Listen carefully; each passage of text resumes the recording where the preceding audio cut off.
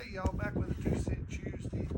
Today we're talking about onions. We're getting ready to do our onion starts here before too long in the next week or so. We've had a lot of rain, so we're not quite ready to get them in the ground. We went ahead and got our plants. Handling these onions makes me remember back when I was a kid. I was telling Liz earlier, I remember planting onions when I was probably about a senior or so in high school. And the first year I think we had a half acre. Then the next year my dad and I decided we'd have 22 acres. So we're not going to have near that many this year. For some reason, there was not a third year, I remember. But we're not going to have near that many this year. But I did want to share with you a couple of things. When you get your onion plants in, your starts, it's always good, especially if it's going to be a week or so or even a few days before you plant them.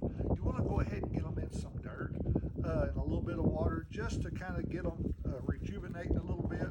These are some pretty good looking plants I've actually picked up in the last few days. Here's some that I've actually got about a week or so ago, and they wasn't in quite as good a shape.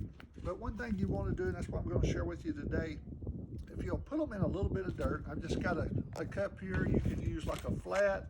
This is just regular potting mix.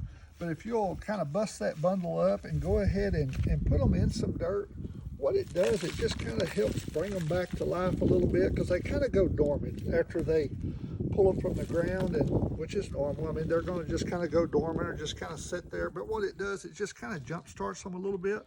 But just put you a little bit of dirt in there, then wet that good, just kind of like you would if you're just transplanting a potted plant, and just give it a little bit of moisture and kind of give it a little bit of room to grow there.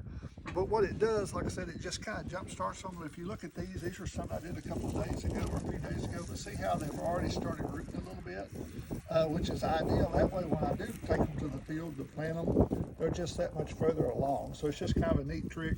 Another good reason of doing it, if you held on to this, say 2 weeks, I mean, it's just kind of going to get to looking worse and worse on you a little bit. Not that it won't come out of it, but it's just going to help kind of speed the process up and kind of that rejuvenation where they're going to get started quicker for you when you do plant them. But once you actually get time to plant them in the field or into your garden, you want to space them, give them about 6 inches or so in between them.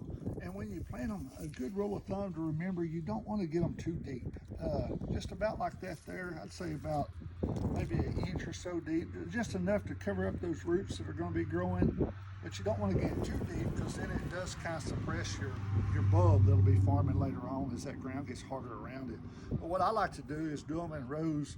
Throw up a bed, maybe a 30-inch bed or something like that, then put 4 or 5 rows down through there, similar to what I'm doing here. Then that'll allow me I can run a drip tape, through the center of it, kind of get them all to a good start, make sure they have good moisture through everything. But just, like I said, just wanted to share that tidbit with you. I'm just kind of getting your plants off to a quick start. Go ahead and get them into some dirt so they'll start putting out the roots, and they'll just kind of get a jump start when you do get them in the garden. Thank y'all. Happy gardening.